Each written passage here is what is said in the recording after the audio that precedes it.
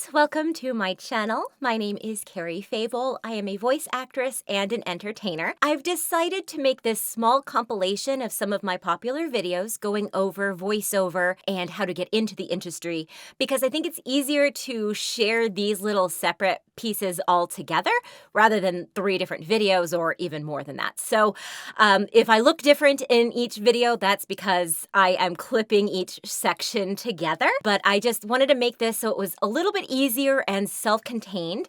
And I want to update it just a little bit at the end as well. So I have timestamps down below. So if you've already watched the original 2-parter, then go ahead, skip to what sounds new, or at the very end, I will get to that. So I hope you enjoy, and stay tuned. I am a full-time, non-union voice actress located in Atlanta, Georgia, equipped with an effervescent and relatable voice, and also a broadcast-quality home studio, which you see me in right now.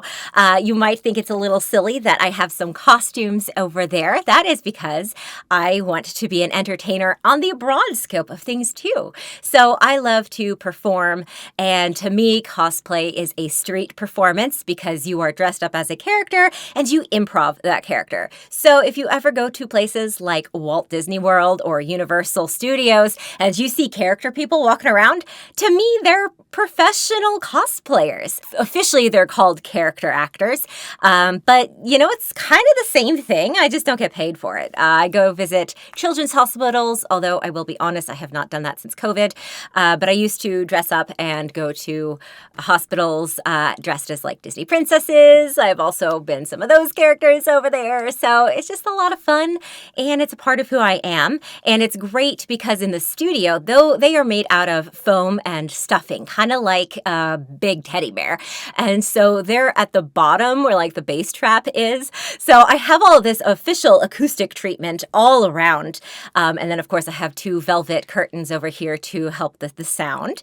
This is a converted, that's the word. This is a converted walk-in closet. It's actually pretty huge. This is only half of it. There's another half over there. And that holds the technical stuff. So this is all just space for me to perform in. I can stand when I'm doing characters, but I usually sit when I read audiobooks, and of course, these. So I have been in the voiceover industry, if I could talk, since November 2013 is when I officially got my first demo and hit the streets, the proverbial streets. And so as Peter Mon says, you don't borrow time. So the 10th year will be here in November of 2023 this year. Yes, this November. So right now I am in 9 years. A lot of the times it was my side hustle. So I went to work for a full-time job, 8 to 5, got home and would record auditions at night and on weekends and that kind of thing. And I got a lot of stuff, but I wasn't able to put myself completely out there. So in February of 2022, so last year, it'll be a year when this uploads actually. Happy anniversary me. So I have been a full-time freelance voice actor for a year. And so I feel like I am equipped to know enough about the voice industry to kind of host this. But first, I'd like to share my little About Me section that is on my website. I just kind of think it sums me up in a professional but personable way. So here we go. My journey began growing up in a close-knit family living in several states along the southeast coast. My older sister, Christine, also known as Fell Harbor, planted the seed of passion for voiceover in me when she showed me the world behind animation. At the age of 6, I was playing Name That Voice with her, arguing over which talent was responsible for voicing our favorite characters. We would record on VHS the ending credits so we could pause them and prove one of us right or learn a new name. During my studies at the University of Georgia, where I earned a bachelor's degree in theater performing arts, I had my first taste for voiceover through my volunteer work as a reader for the blind and dyslexic, recording audiobook narration and, of course, workbooks and texts and that kind of stuff. I have since studied with the best, to name a few: David Rosenthal and Christina Milizia of Global Voice Acting Academy, Gravy for the Brain, Atlanta Voiceover Studio, Bob Carter with the Neighborhood Studio, Lisa Biggs with Dream Big Productions, and renowned vocal and radio coach Eileen Kimball. As a child, I would often get into trouble for my overly expressive voice and exaggerated facial movements, as you can see, but it's just who I am. My last name, Fable, is Italian for fairy tales or fables, and my great passion for stories and creativity is an integral part of my identity. While by profession I am an actor, I am a storyteller at my core. As I grew and developed, my imagination was nurtured and encouraged, and I bring forth the freedom and enjoyment of exploration to every project. I have embraced my effervescence and take pride in being a vivacious, high-spirited, lively, and animated life-of-the-party person. I make sure everyone feels included and is having a good time. We're all part of the inside joke, basically. Simply put, I am the embodiment of bubbly champagne. Breathing life into words for my clients, whether it be an animated character or a commercial voiceover, is my driving force.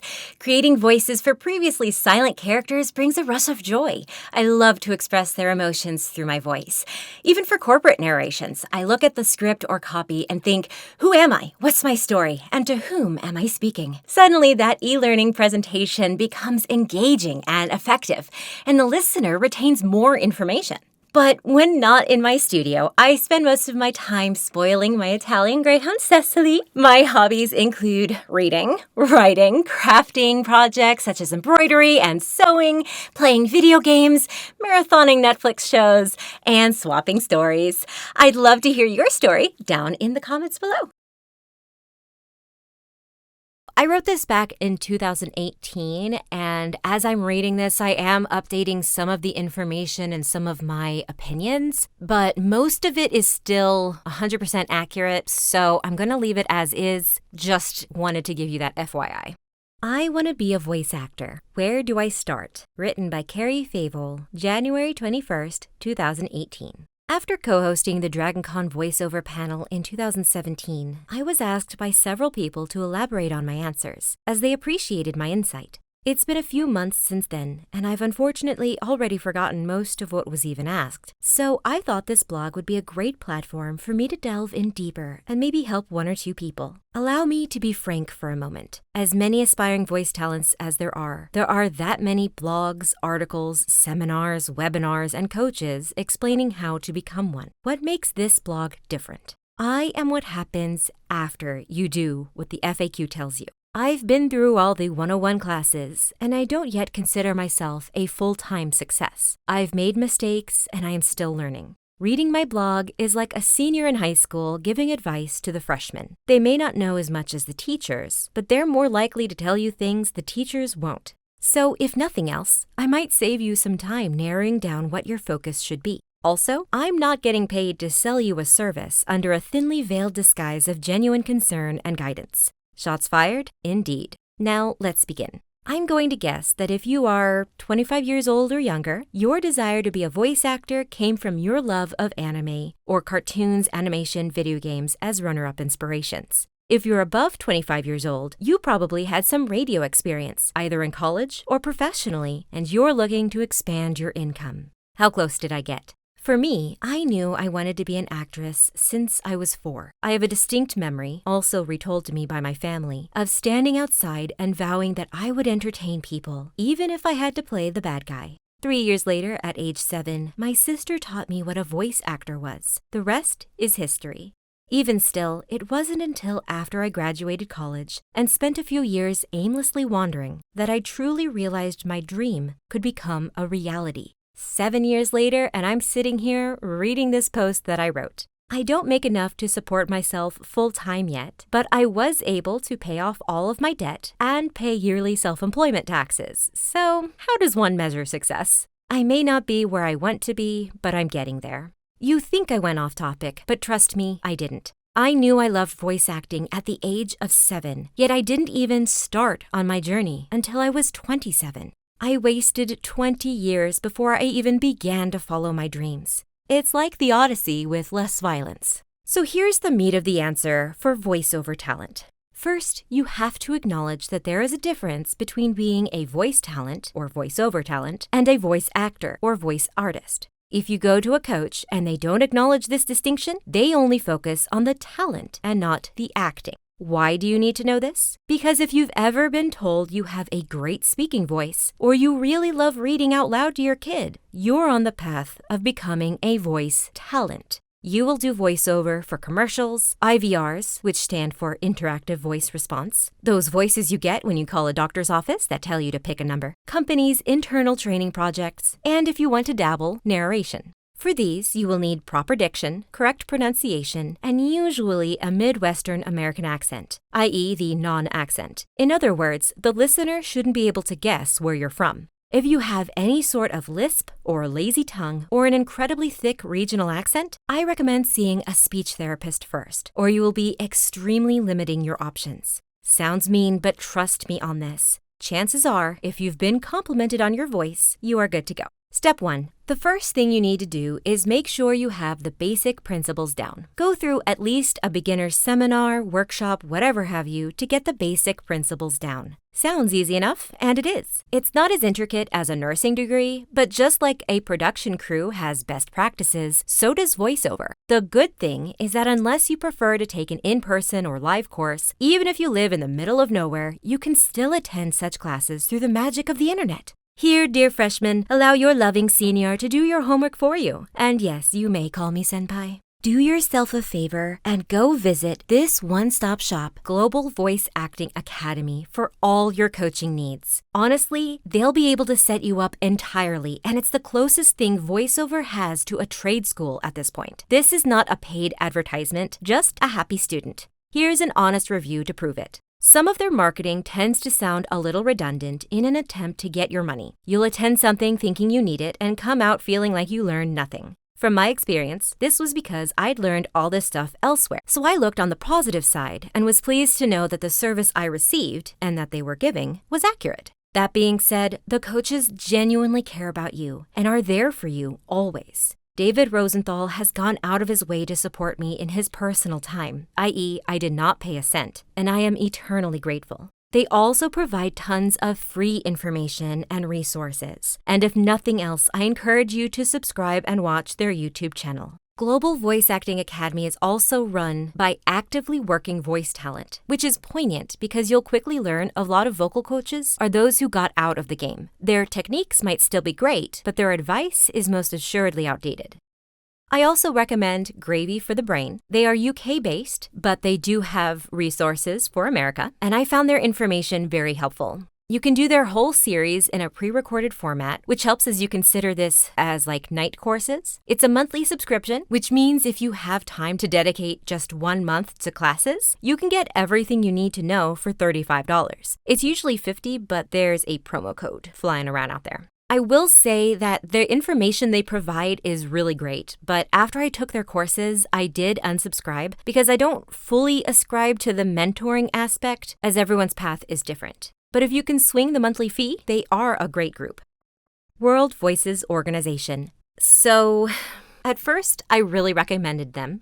They have a mentorship program and a wonderful list of resources for you. Honestly, I originally joined solely for the community. You are invited to their private Facebook page, and from there, the advice is endless. I joined them when they were early on, and membership was $50. It's now gone up to 100. I initially joined as it was a great community of people, but what they were advertising had not yet come to fruition, such as the one-on-one mentoring connection. I do recommend their PDF of basic best practices of the business side of things, which I will link in the description. And I do highly recommend joining, if you have the money, for their Facebook group. I mostly joined for the Facebook group, to be honest. They have kicked me out since I let my membership expire, which is understandable. It's for active members only, but I did enjoy my time in there. Ironically, I started the WOVO Atlanta chapter, and it does not seem to have been replaced. There are 13 members, but we were never able to meet up, so I stopped trying to set it up. Maybe one day I'll renew my membership and push for meetings.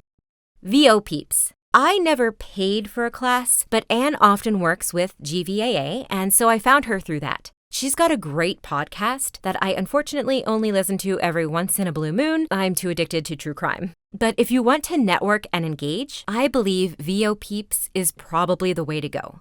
I do want to say a note about Bill DeWeese. He is probably the most popular individual talent coach in the community, or at least he was several years ago. He has a YouTube channel where you can get his advice absolutely free. I love Bill, and I have used some of his stuff in my early days, but some of his advice that he continues to give is sadly outdated. That's not to say he's wrong, but things have already changed since he published the Voiceover training products. The sentiment is still incredibly insightful, but some of the tips, like using Craigslist, is virtually useless these days. He now also sort of has a bad reputation, quote unquote, by some members of the community. But I think that's mostly a little bit elitism, if I'm being frank. Bill doesn't really see an issue with going where the paying clients are, whereas a lot of people will say things like Fiverr are a waste of your time and will even hurt your career. I'm not going to touch that in this episode, but that is something you really do need to consider when you're actually ready to start.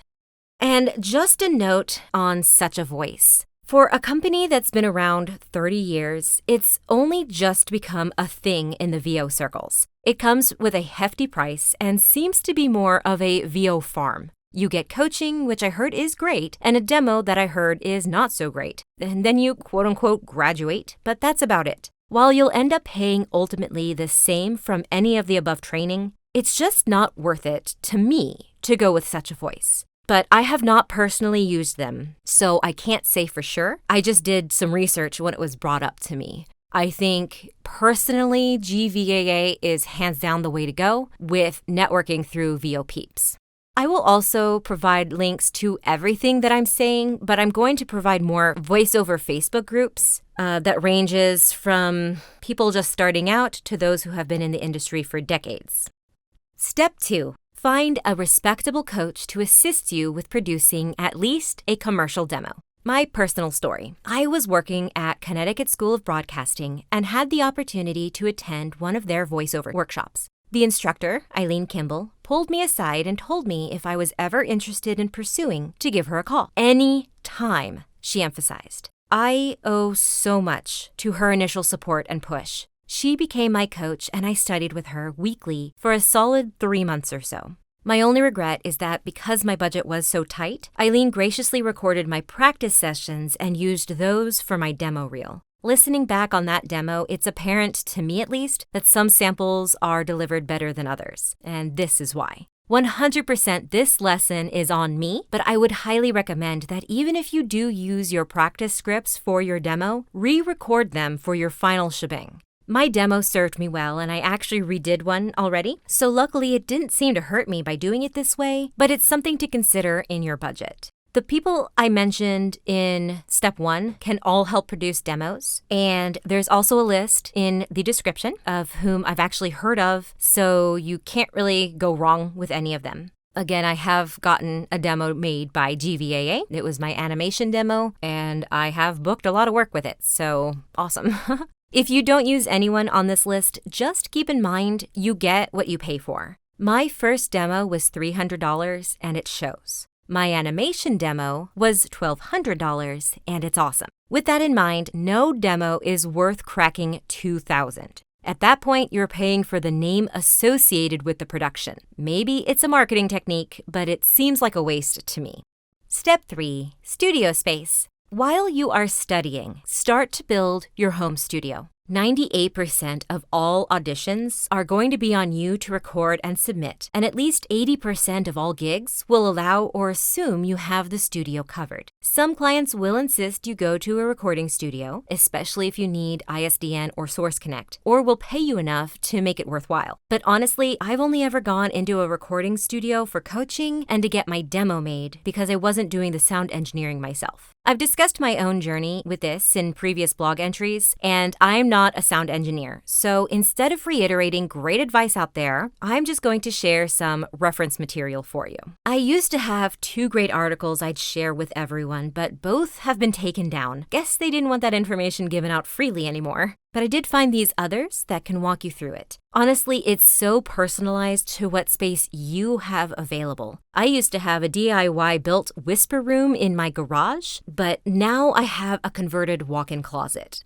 The microphone will always be a hot topic. Ask 100 people, you'll get 100 answers. Mostly this seems to be a popularity contest where name brand wins. I do just want to give you my personal experience that is a huge discussion, mildly controversial out there in VO space. My first microphone was the AT2020 USB, and I then upgraded to the AT2020 carotid condenser microphone with an ID4 audio interface. I now have a Scarlett Focusrite interface and a Rode NT1 microphone, so upgrades are a continual thing. But my point is, while many will scoff at the use of USB mics, I've recorded all of my gigs for the first 3 years of my career on that AT2020 USB with not a single complaint from a client. And I still use it as my travel microphone for when I'm on vacation. I did upgrade, but I sometimes have an issue with traveling with my interface. So my little USB has been my ride or die since day one. Quick synopsis of the difference. A USB mic is simply plug and play. You stick it in with a USB just like you would a mouse or a keyboard, and bada bing, bada boom, you are good to go.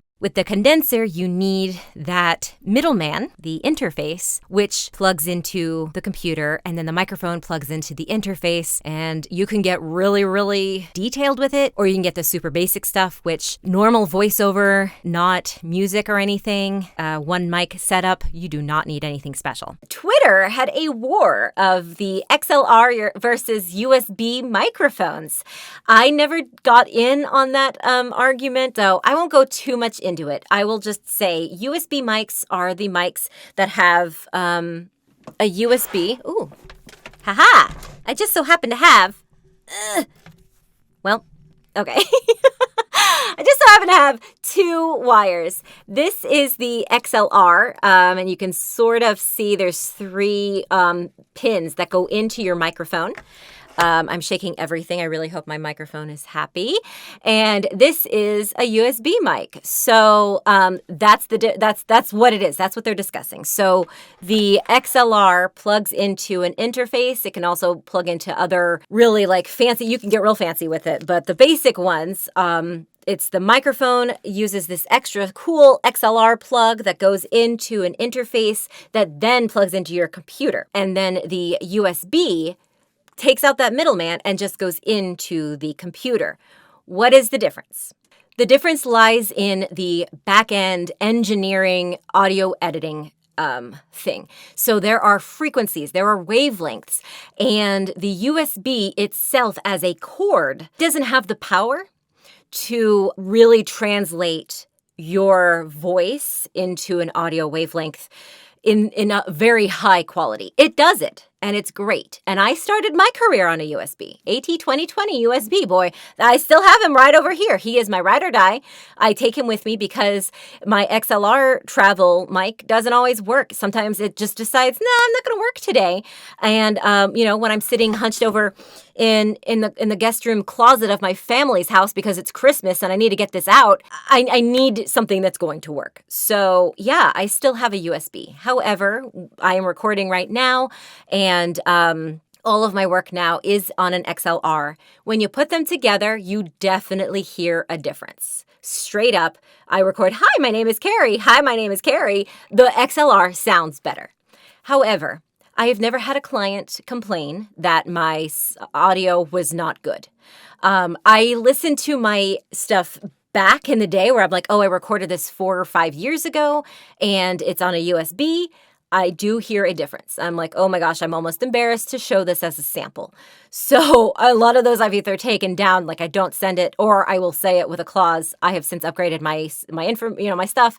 My voice still sounds the same. The XLR. When it plugs into that interface allows you to do extra stuff like the gain. It gives you more control over what is the sound that's coming in. And the interface that I have is still a basic one because I don't do a lot of engineering. So if you play like an instrument and it has to plug in and stuff like that, it can get really, really, those are big soundboards, right? Picture that versus plug and play. There is a difference. So that's what people are arguing about. And I think it comes a lot from the frustration that everybody is competing now to be a voice actor. And so people who have spent years studying and thousands of dollars setting up their studio are getting a little frustrated by people who, one Saturday pick up a USB mic. And I was going to name brand. I'm not going to drop names because there is one specific. They're like, don't. But yeah, pick up a mic and buy a subscription to a pay-to-play and say I'm a voice actor now. And if they book gigs, then yeah, they are. But it still hurts those who have taken this seriously as a profession. And I'm not saying that to like get into the drama. I'm just saying I think that's where it's coming from. The frustration is where this thing is, because I understand, and now, yes, I use XLR. I will always continue to upgrade. It's argued, is a USB mic good enough to be the intro level? I believe it is, because I started that way myself, and it would be hypocritical to say that I got my first 3 years, I was on a USB mic. I booked some of my greatest stuff that I still say, hey, I did that with that mic. I never had a complaint. I had clients come back to me for years after years, and I even will, some of those rush jobs. And I will tell my client, I'm like, I recorded this in a closet. You'll have to wait till, the 20th when I come back because I'm on holiday. And they'll be like, no, it sounds great to me. So usually people still, as long as the room is quiet enough and, and you have that control in other aspects and you are able to kind of manipulate it a little bit on the back end or at the end editing. It's not the best way to go about it, but it's doable. And that's my stance. So, again, if you have the money, jump to the XLR. You will, that is not a waste. You will thank yourself later. If you don't have the money, USB is just fine. I will also say, as a streamer of video games and doing podcasts and stuff, the Blue Yeti is amazing for video game. It is out in the living room where, or our media room, but whatever, where I don't have acoustic treatment like this. My XLR, it's too sensitive to do that kind of stuff. It picks up everything, so you can't just sit there. But with a little bit of tweaking again through OBS, my Yeti, I prefer the Blue Yeti USB to do video game recordings because it can sit there in the room. I'm on a couch, I'm playing, and it can pick me up, and it's not sensitive enough to pick up, when a cat walks through the door, that kind of thing. But when you are really you can hear every crisp and audio, little tiny stuff, that's when you need an XLR. So I think there is a difference. It's perfect for different needs. I think USB mic is also fine for podcasts. I would argue, again, my podcasts have been on actually whatever microphone I did. Actually, I don't know. I think all of them have been because I really focused. It's for voiceover. Even this, I actually am recording 2 different ways. So I actually am recording using my microphone right here, and then I underlay it with the video that I'm recording. So the video camera, I'm not using that audio except for backup, just in case it doesn't record. But I'm using my microphone right now, and I'm not even sitting the correct way for it. But I bet you can hear that it sounds pretty crisp because that's what it was designed for.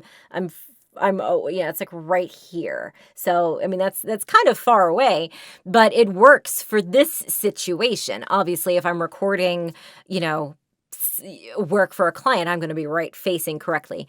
But it works for this situation. So Every situation has a different need and different product that will work for it. That's where I'm standing. Yeah, so I'm not going to list anything specific, just so you know that argument is or was flying high on Twitter. I think it's since died down, but I've definitely, it's going through Facebook now. I was like, oh man, have you heard? So I just figured I'd let you guys know. Now, having moved to a condenser mic, there is an audible difference in the richness or fullness of my voice in my recordings. But I still do not regret going with the USB to start. It's a lot cheaper and simpler to set up, so while you're doing practice personal projects, it's a great way to get set up without having to wait and be overwhelmed with the amount you're spending. This is an investment, but there are certain areas that you can go the economic way for a little bit. The Blue Yeti gets laughed at because everyone and their mom uses one of those for the podcasts. I wouldn't say it's a great mic for voiceover, but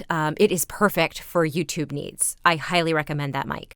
I actually tried upgrading my mic. I won't name the brand because I don't want to diss it, but it actually is what killed my first interface, the ID4, and I had to switch it out for the warranty, but it kept breaking. The sound technician I was working with said it would be compatible, but I could never get the mic or the interface to work properly. So I actually returned the mic and I stayed with my AT2020 condenser microphone pretty much till now. I have the Rode NT1. I also use a Focusrite Scarlett 2i2 audio interface. Now it's great. And once you plug it in and set it up, you really don't have to redo anything. So yeah, microphones are, love-hate relationship there.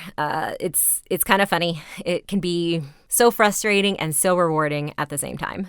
So long and short of it, are there better mics out there? Sure. But it depends on your budget and your sound. I have a high-ranged female voice. You could have a low-ranged male voice. Since they are very different vocal tonalities, I can't recommend you a microphone for you. It actually has to go with your sound. Just like a different instrument might need a different mic. That goes way over my head, so I can't even begin to explain.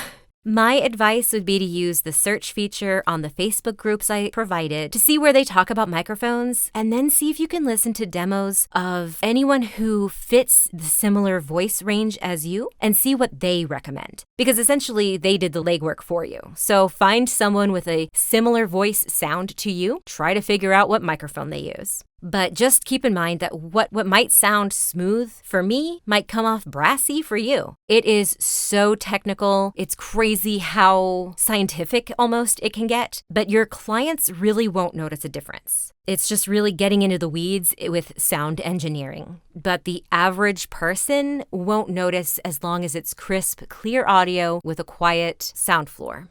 As far as the audio editor, I have heard across the board that this does nothing for the quality of the recording itself. So pick an editor that you are comfortable using and stick with it. I was trained on Cool Edit Pro 2.0, which was the precursor to Adobe Audition 3.0. I now use Adobe Audition Creative Cloud. I have SoundForge, Audio Studio 12, and I've been dabbling with GarageBand and PreSonus Studio One. I also had to record a rather large project using Adobe Captivate, making PowerPoint presentations for a client, which would have been fine had the client's laptop not been so sluggish.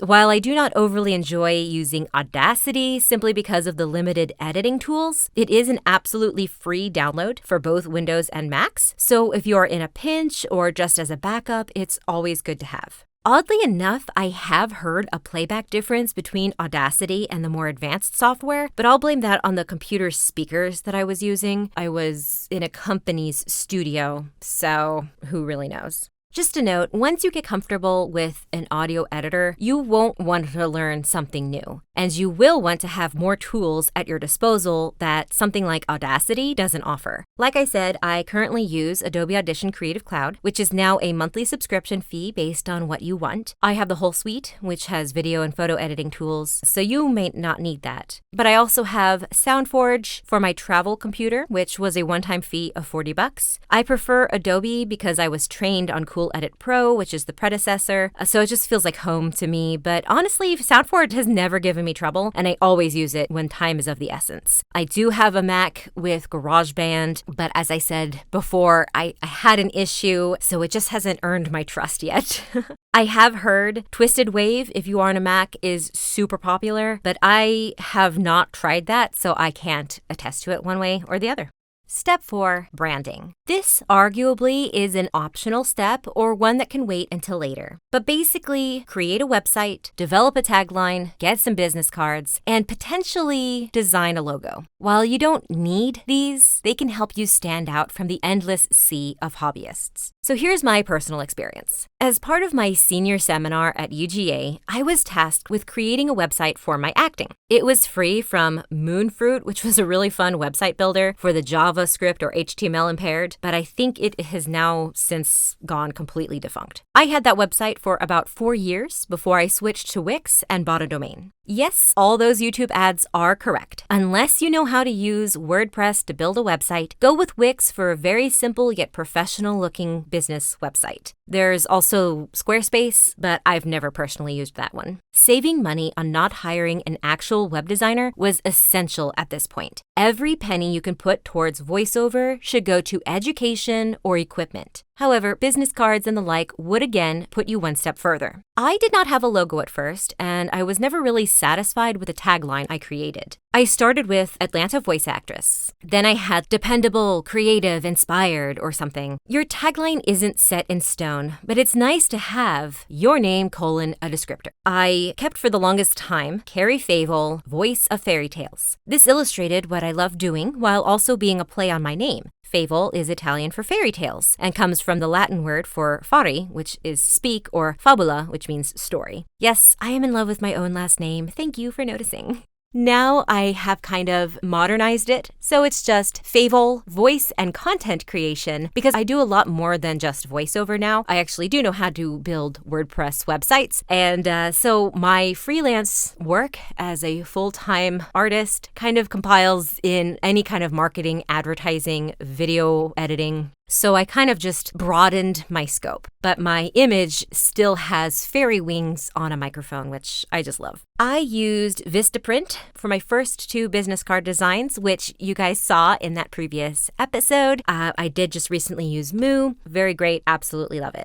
Step 5, submitting. Once you feel confident that you can audition well and you have a demo, it's time to start submitting yourself to agents and to jobs. You may argue that since this could take some time, one of my agents took about 2 months to catch up to my email and sign me, you should do this sooner rather than later. I and many agents disagree with that. The agent is not your first step, it's the last step. Get all your ducks in a row before you lead them to the pond. There is always exceptions, but you'll know if you're one of them. Then again, if your uncle is a talent agent, you've probably been signed since you were 8. Congratulations! In essence, you've graduated and can now play the game of marketing yourself to every and anyone who makes eye contact. Be careful treading these waters, though. I could make a whole thesis just on social media marketing, and having worked as a marketing manager, maybe I need to do that. Who knows?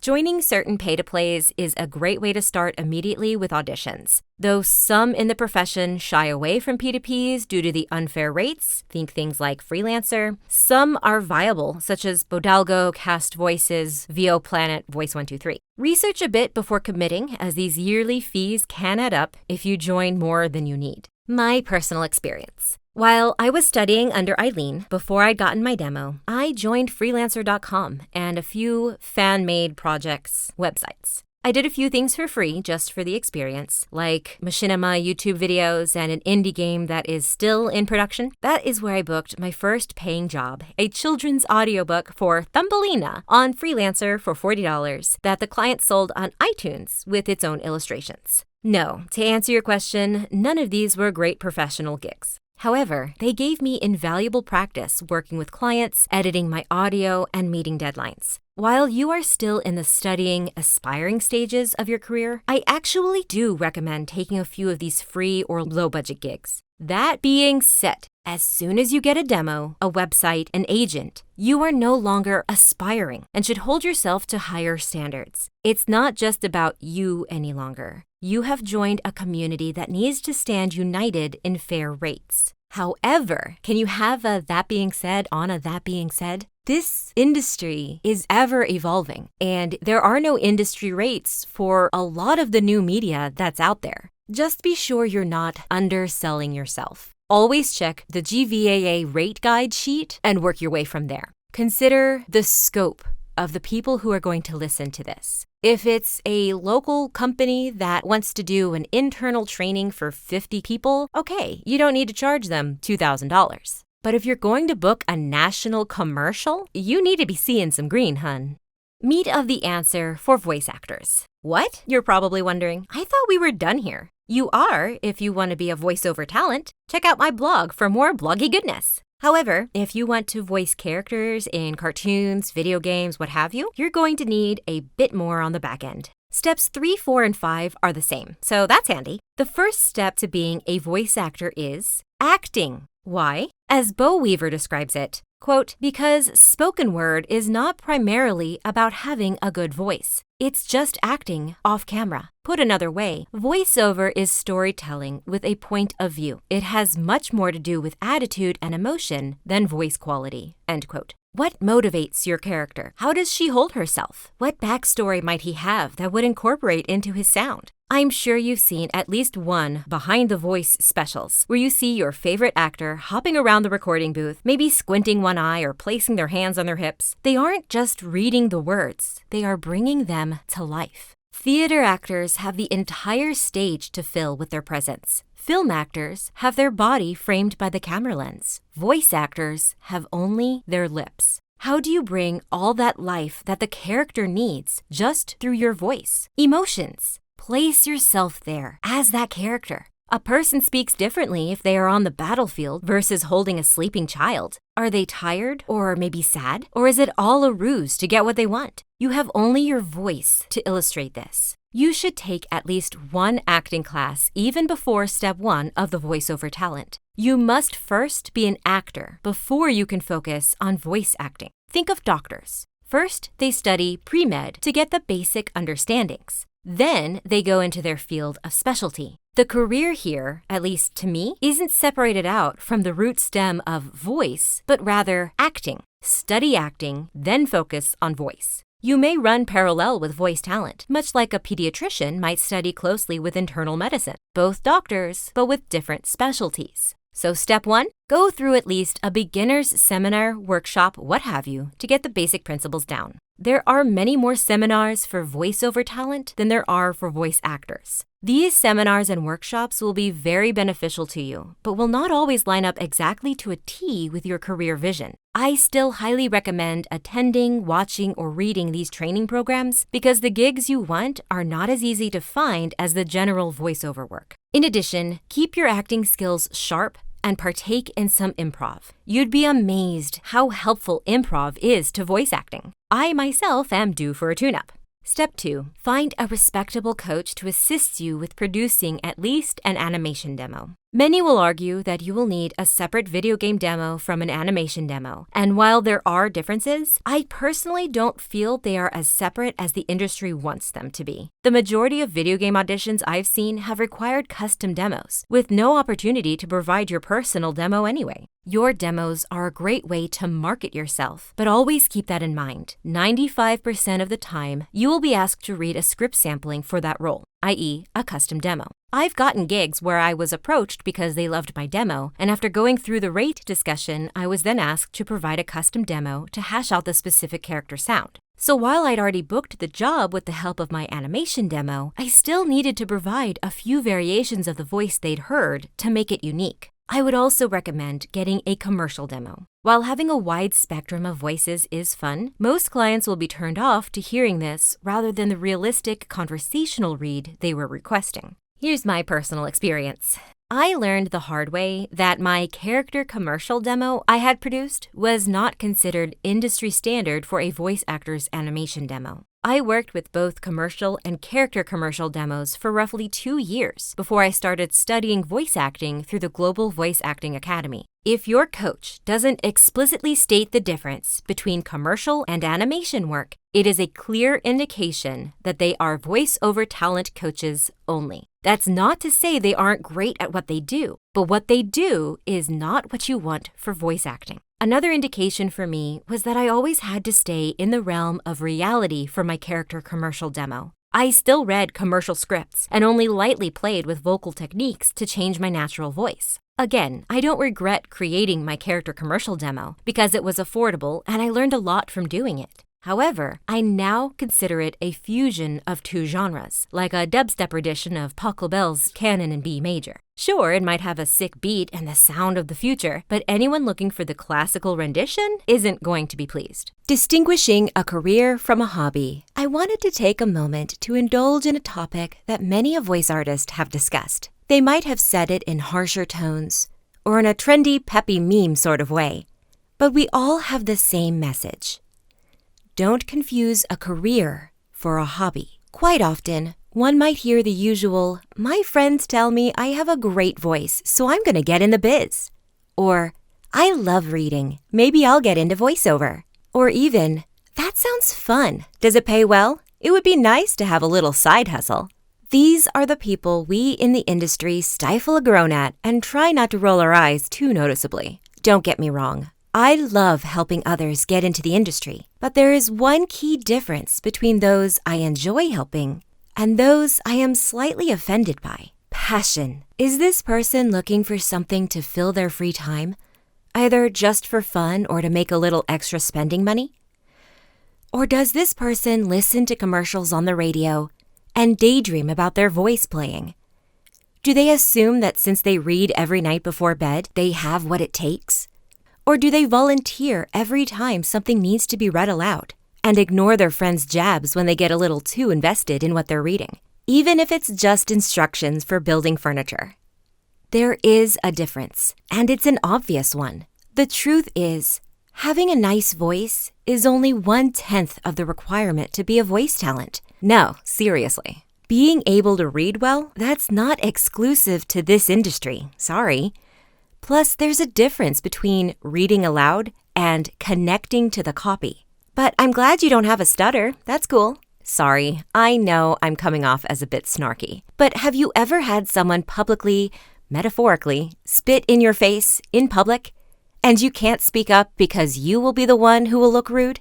Picture yourself in a business meeting. If you're in retail or food, there's a group of customers in front of you, and they're having a jovial discussion about one of your hot topics.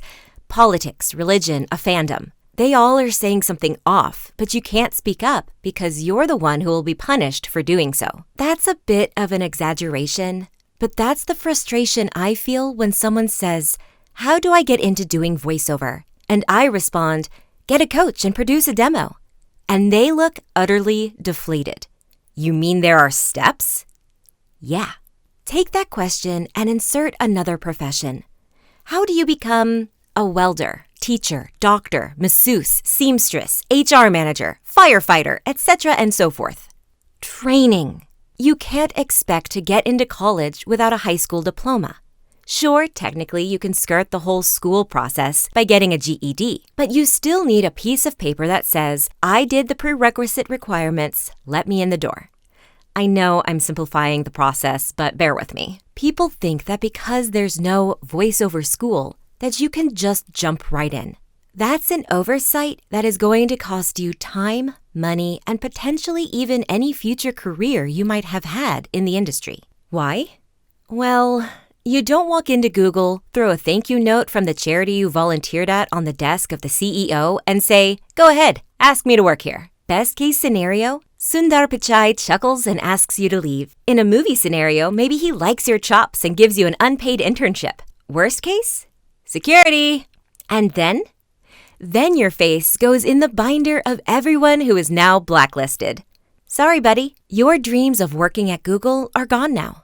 Remember that news story a few years ago about that teenager who posed as a doctor? Yeah, he's serving 3 years in prison for that.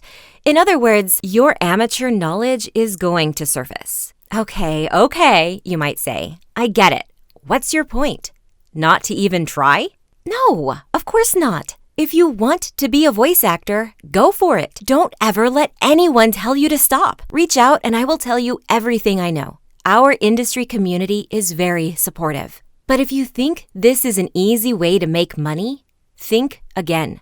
Let me break it down to you this way. If you want to have fun, voicing your favorite characters in fan-made abridged YouTube series or indie games, awesome.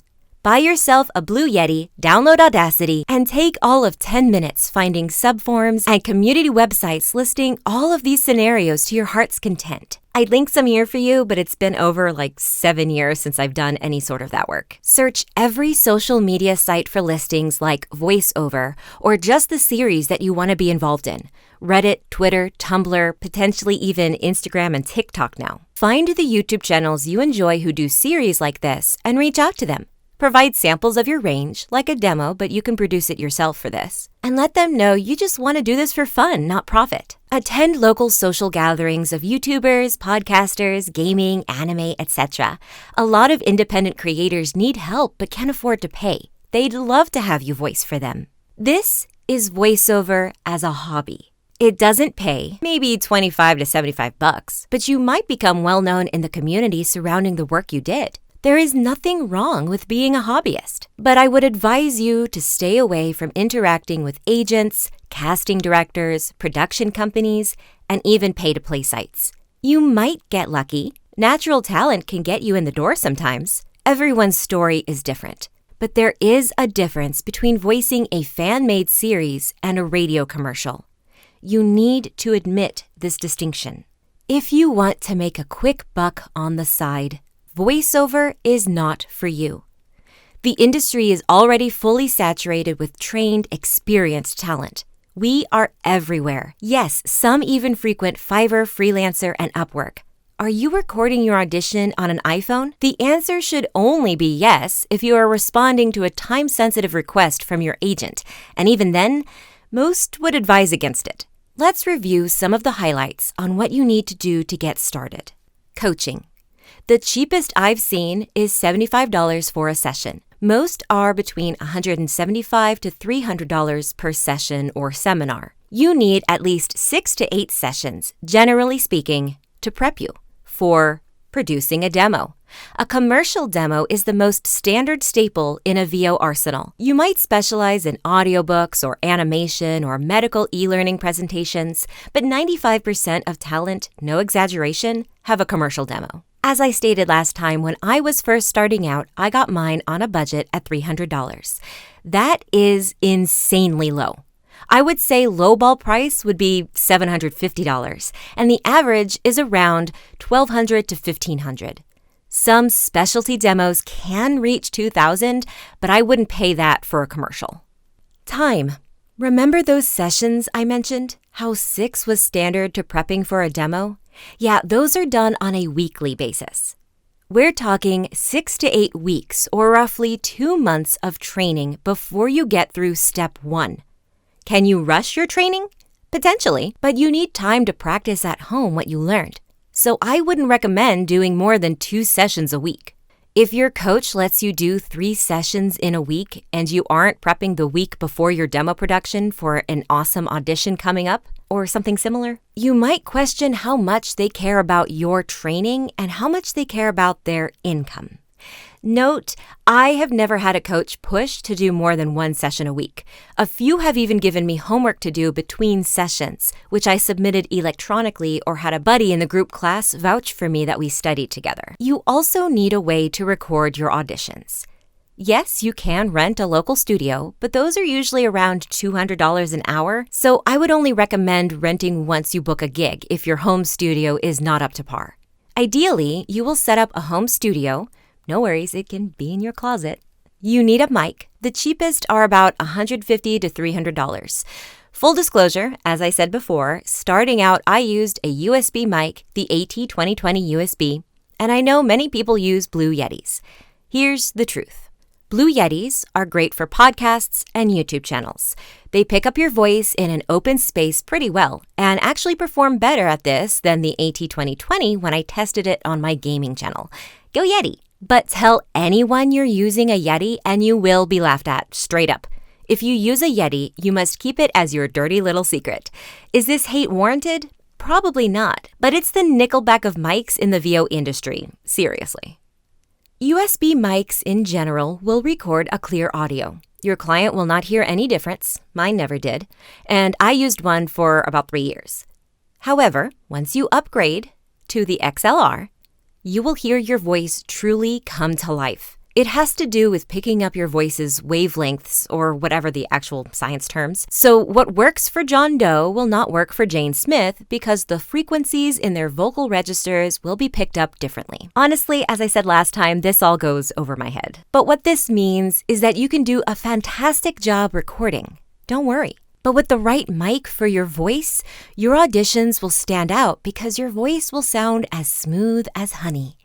It's really a marketing thing. But if the client booked you off the USB mic you used, then they like your voice the way it sounds on that mic, and you don't have to stress that your performance quality will suffer. Essentially, it's an elitist thing that you actually can hear in the audio, but you'll only notice if you do a test of your voice on several mics. You need somewhere to record. Pretty much the same as above. You need a home studio to really submit auditions, especially if you want to do this in your free time, which I assume is evenings and weekends, unless you work in retail or food or something similar. Now, it's pretty simple to do this on a budget starting out. You just need to realize a few key points.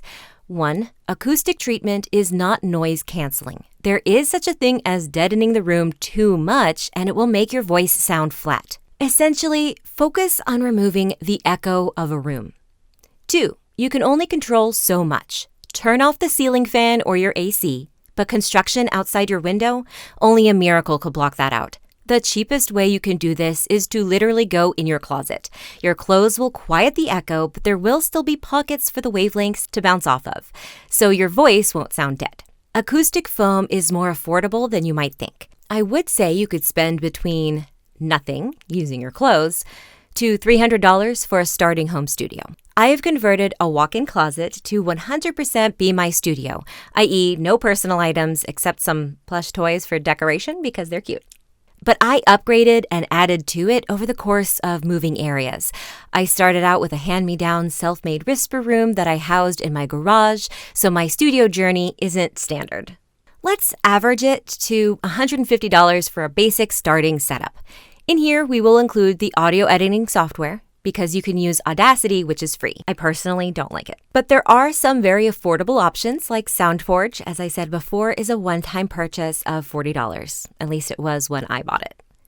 Or the industry standard of Adobe Audition Creative Cloud for about $50 a month. So that's step 1. I'm not even mentioning acting lessons, which help even those not trying to do the entertainment side of things. Then there's the website you need to house your demo. Yes, you could just use SoundCloud or YouTube to start, but it will be obvious that you are just starting out, which isn't horrible for an agent per se, but they do want to know the person they're backing is established in some way. Let's add all of this up to see how much you need to spend in order to earn some fast cash. 6 weeks of prep, $1,050 in training, $1,200 for your demo, $300 for a basic mic and home studio setup. So a month and a half before you can begin, and $2,550 investment.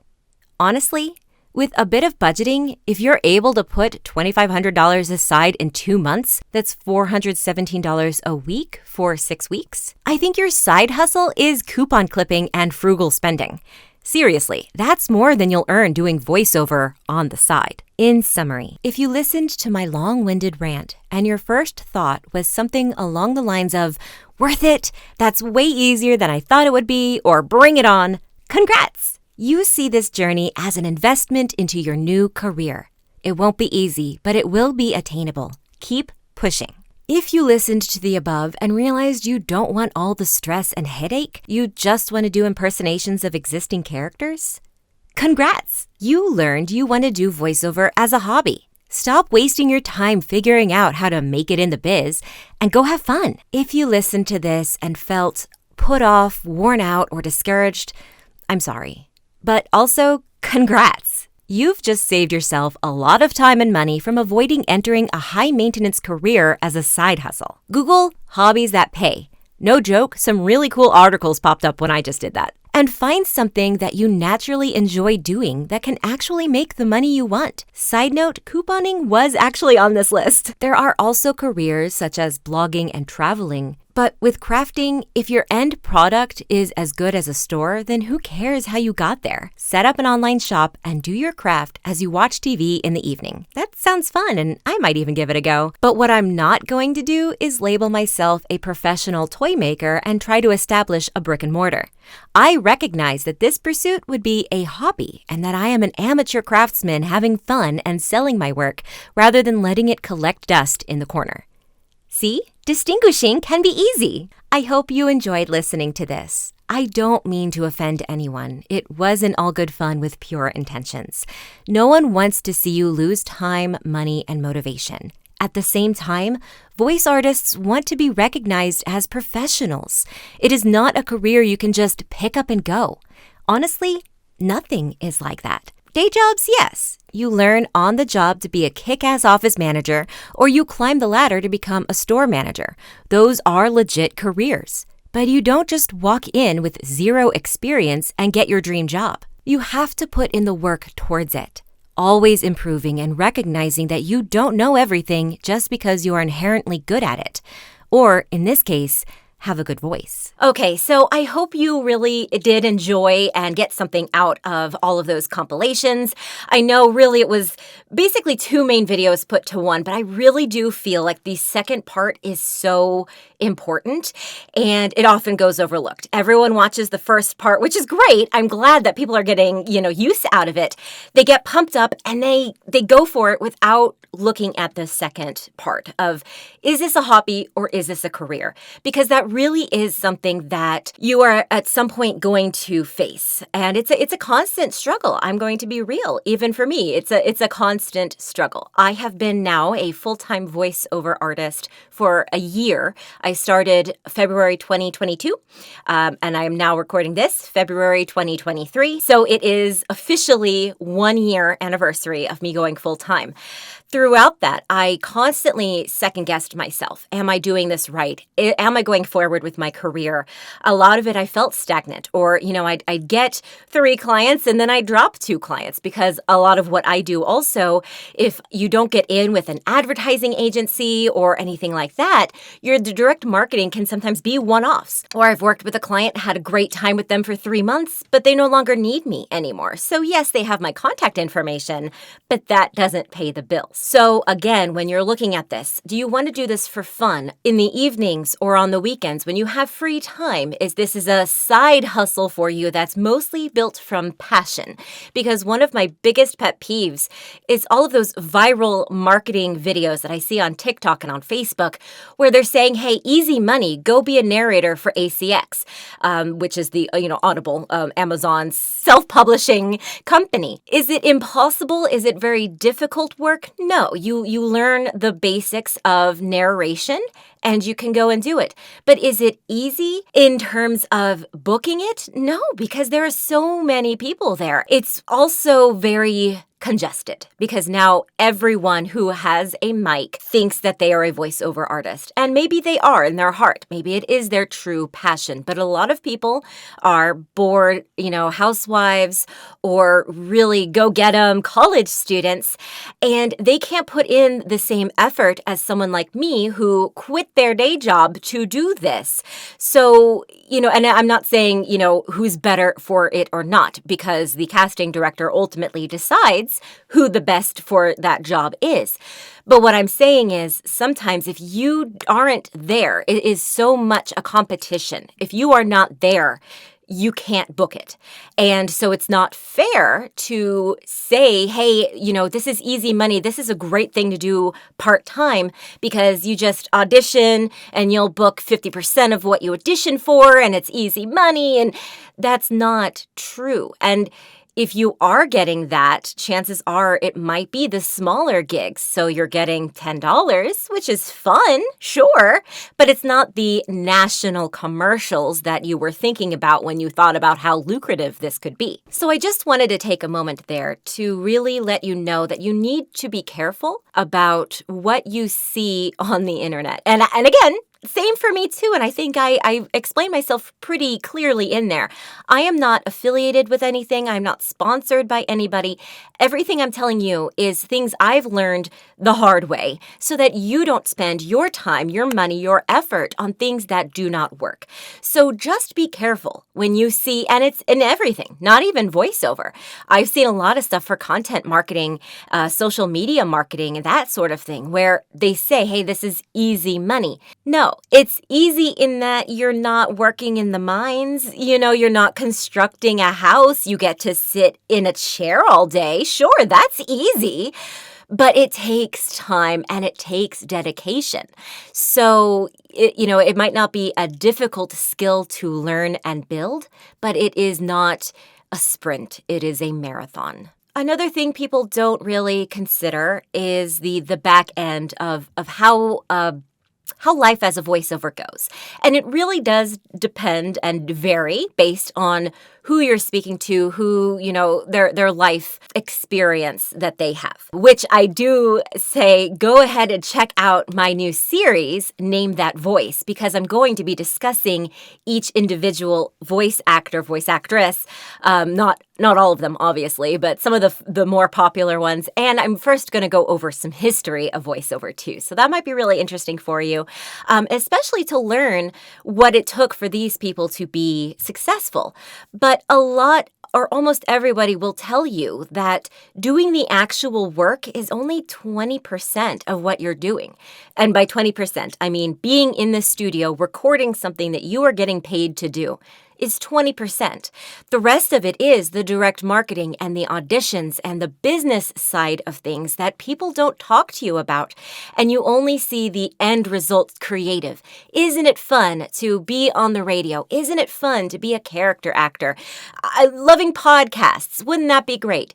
You don't see the back end and the struggles that go into it. And again, I'm not saying it's not worth it. If this is your passion, go for it.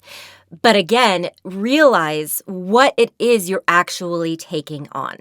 A lot of times I get asked, do I really have to do everything that you said? Technically, no. But, if you want to become a professional athlete, would it be good to maybe get on your high school, varsity league or whatever? I know nothing about sports, but you know what I mean? If you, want to be a CEO of a company, maybe getting that business degree would help you get that.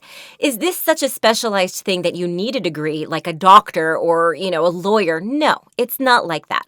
And things can be, you find your own path for things. But as Jo Bermann, who is a very popular and well-known previous HBO casting director, now she helps actors. She helps face actors, camera actors. So it doesn't really align with voice actors. But this point is accurate. Her 3 C's, and I don't want to give away, she has classes, so I'm not going to give away all of her secrets, but her 3 are craft, confidence, connection. And this is very, very poignant. And again, I'm not trying to take her information. I think you can you phrase this any way you want. This has been my experience. 1, you need to know the craft. You need to know your service. To think that you can get into this without the proper training, I just want to pose one question to you. What makes you special? And I don't mean that to be catty. I am not trying to sound mean. I'm actually asking, it's a genuine question. What is your unique value proposition?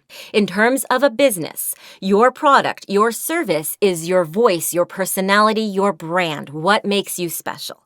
What is your wheelhouse? What can you provide to the client to serve their needs? If you don't know the answer to that, that is why you take coaching.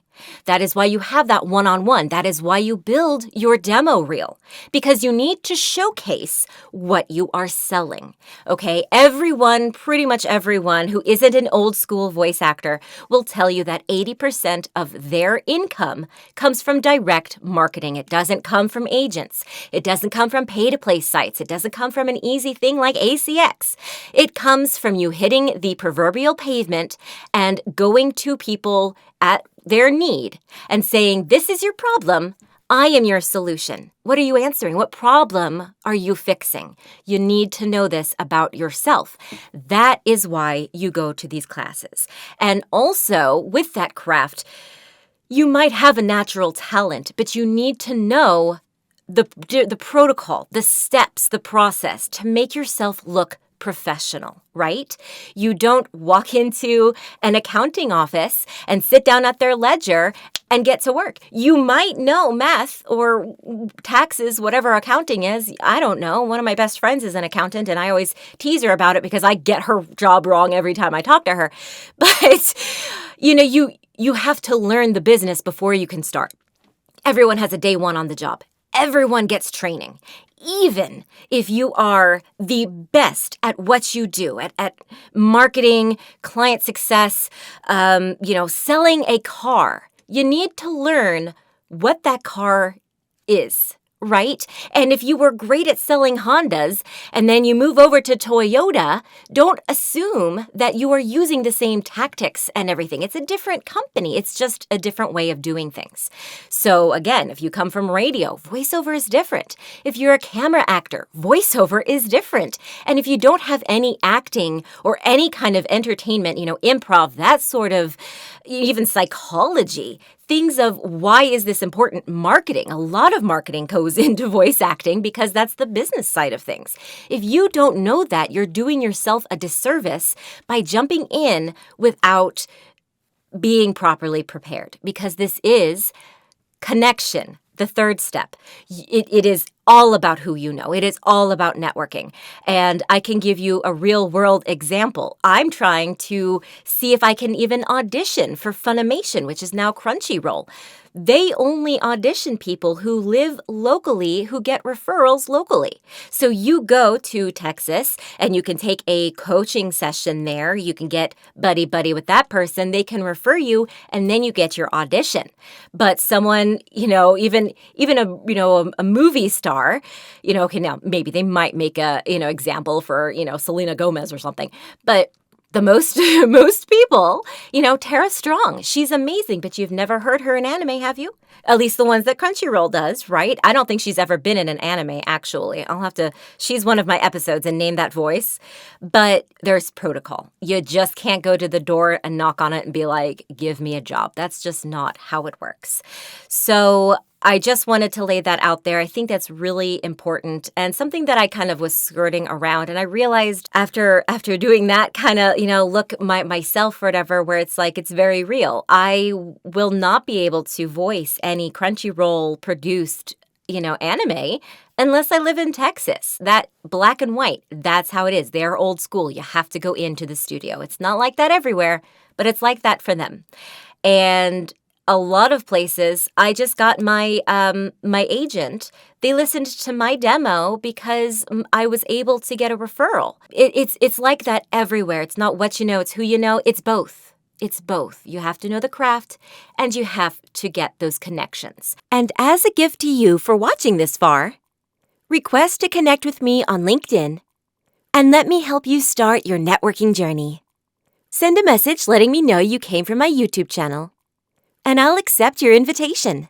My handle is cfavel, and I promise you'll find me. And then the second one, obviously, is confidence. So if you think you can go ahead and you're already special and you have all those answers, you've got the confidence, that's great. Make sure it is deeply founded, that you really have grounded, because you will get rejected a lot. It's not for every 10 auditions you book one. It's like for every 100 auditions. It is a numbers game. But it's also luck. I am on Cast Voices. And so I will get an email that says, hey, you've been invited to audition. And they're only accepting 200 or 500 auditions. I got one at night. It was 10 o'clock at night for me because I live on the East Coast. And I said, you know what? I've been recording all day. I'm tired. I would do better in the morning. By the time I got to the morning, it was gone. They'd already filled the 250 auditions. And now for, just for proper disclaimers, I looked at the audition, and usually if I'm like, oh man, I've got this one in the bag, I will, tired or no, I will jump in and do it. I usually leave my evening energy spurts for clients who come to me with like, oh my gosh, this has to be done. I have done that before. I've gotten out of bed to record something because as I was vegging reading, I got the notification. And yeah, you bet you, I'm going to get up at 11:30, 12 o'clock at night to record from my, so you got to do some warm-ups and you got to wake up and it messes up your day, but that's what you got to do. So I don't do that for every audition. But in this case, it took less than 12 hours for 250 people. I want to say it was 500. It was definitely at least 250 people to answer that audition. And only one person gets to book that out of the 250 people. And granted, 10 o'clock my time was 7 o'clock, in California. But just let that sink in. That's how many people, within 12 hours, less than that because I started my day earlier, but between 10 p.m. and, 10 a.m. or whatever, it had already been filled. So that's what it's like on the pay-to-play sites, on the ACX. Even the auditions that you get from your agents, very, very rarely is it going to be like, ooh, they want you specifically. It's going to be, hey, we think you fit this wheelhouse. This is your specialty. This is what you told us makes you unique. Okay, well, your unique is the same unique as 10,000 other ladies. And go. Good luck. And no, granted, agents, no, you don't have 10,000 on their roster, but they're not the only agency that gets it. There have been a lot of discussions of, hey, I've got several agents and 3 sent me the same audition. Exactly. That's, so their question is, who does it go to? It's usually either your primary agent or the first agent who sent it to you, because obviously you're supposed to be auditioning as fast as it comes in. So, yes, that's a different, you'll get there at some point. My point being, just because your agent gets you these wonderful opportunities doesn't mean they're the only agent with that opportunity. So you're not just competing against the roster, the stable of your agent. It's other agencies too. I saw an audition come in from my agent that I also saw on VO Planet, which is a pay-to-play site. So these clients are going every which way. They are getting a whole bunch of auditions to weed through. Do you really think they're listening to all of them? Are you in your full-time job capable of stopping every time that an audition comes in, knowing that the chances of you booking that one specific audition is very, very low? Are you really able to stop and submit something of quality because you're competing with someone who's in their own studio, who sees it within 5 minutes, records it? Can you do that on your phone? I say that with love. I don't say this to dissuade you.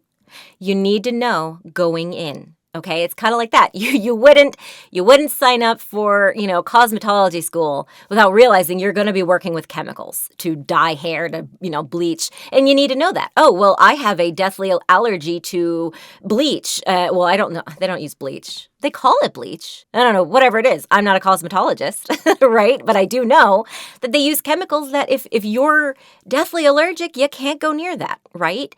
So, or even just, being a butcher, you're going to have to get your hands dirty, right? It's not just standing at the counter, being called Sal, handing out the best beef. Like, you're going to have to be in the back, cutting up that nasty, that, right? That is just me saying this too. That voiceover has that too. It's the thing that you see at the end that you want, that is your dream, is the end product. Okay, there's a big journey to get there. So I hope I have answered some of your other questions that have come up. I've also been asked again, people have watched this and said, I've watched it, but what do you think for me? What should I do? Again, I am not sponsored. I am not affiliated with anything. I can only tell you that my success and what I have gotten out of things has been definitely Global Voice Acting Academy and VO Peeps. My individual, coaches and stuff, they've all been invaluable to me. I cannot answer that for you. Everyone's journey is different. Just really sit and take a moment. And it takes a while to get to know it, but there are big names in the industry in terms of just voiceover. There are different cliques, there are different social groups, and there are big names within each of those groups. So if you are going to take a course or you are, looking for a coach that can really get you that networking capability, see who they know. And you can literally be a stalker. Go on Facebook, go on LinkedIn. Who do they know? Who are they connected with? You can even work backwards. If your dream is to work at ABC Studio, I really hope that doesn't exist. I'm making something up. Okay, ABC Studio's CEO is Jane Doe, and she is constantly tweeting or retweeting, John Smith's tweets, and he's a coach. Maybe you want to take John Smith's coaching. Because then at the end, you can say, hey, aren't I amazing? Maybe you want to talk to Jane Doe for me? Just a little tiny, hey, letter of recommendation, right? That's how you network. Or that's one of the ways you network. That's how I've been most successful with it, because voiceover, again, everyone's in their studios, so it's a little bit less, helpful to network that way out in the real world. At least that's what I've seen. But that's just my personal opinion. Like I said, I have not made it, so I am right there with you, but I've taken those beginning steps. I have been in the industry for 9 years now and full-time for 1 year. So this is what I've learned, and this is what I know can help you. Escape the prison of the flesh. The age of man has passed. Welcome to the dawn of the machines. You wish to become a cyborg like me? It may cost an arm and a leg. Why let your body be a boundary when it can be limitless potential instead? I can tell you a joke about a cyborg body, but it'll be in several parts. You can't escape the future!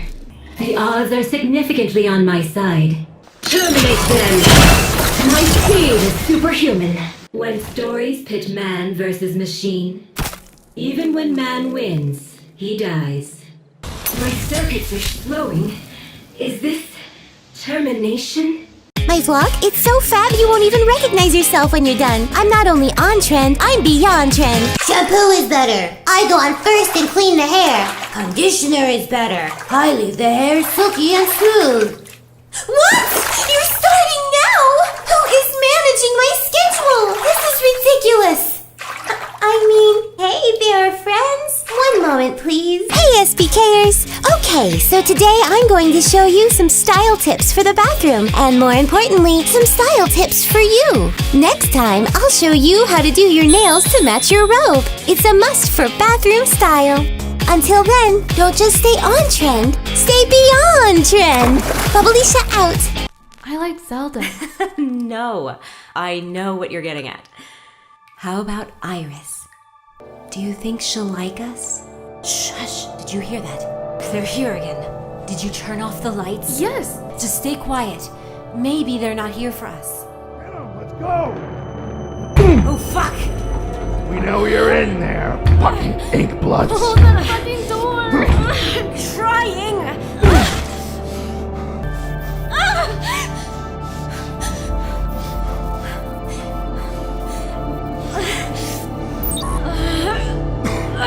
You fucking piece of shit! Hi, I'm Jenny. We can't wait to cook some awesome food for you guys. Welcome to Island Restaurant. Let's get lost in the fantastic world of gourmet food. Bravo! Good job! Pretty good! Be careful, don't cut yourself. Hi! Please make some nice food for us. Sure, please wait a moment. We'll prepare the food right away. You guys are so amazing. Here's a gift for you. Thank you. Please come again. Wow, a new recipe. Check it out. Princess Libby wrote to her friends and invited them to join the pajama party. I would really love some delicious popcorn. How about making some butter-flavored popcorn? I want to make a funny expression. I want to wear a princess-inspired dress. Libby, how about playing Spot the Difference with me? Great. Let's see who's better at this. Does everyone get a pillow? Good, because the pillow fight is about to begin. Yes, I'm sure I'm gonna win. At Commit, we always deliver A to Z, including execution, making sure you end up with the perfect smile. At Commit, we'll never leave you hanging. We've successfully completed over 1,200 projects with our team of over 500 global talents, flexible R&D methodology, and heavy focus on the R in R&D. We take ideas and turn them into deliverable products while maintaining the highest level of quality on time and on budget. Because at Commit, we're committed to always getting the job done. I've rambled, but I just wanted to make sure that I have actually given you helpful advice. I believe that I have. Let me know in the comments section if I missed anything, if I didn't clear anything up. And break a leg. Can we say that too? I always say that to people. I know that's more of a stage thing, but I don't think VO has anything. We wouldn't say like break your vocal cords. It's a little specific, you know. Suck some honey, lozenges, I don't know. Blow on a straw. Anyway, whatever. You know I have your best interests in heart. You are loved, you are worthy, and whatever you are struggling with today will pass. Until next time, stay crazy.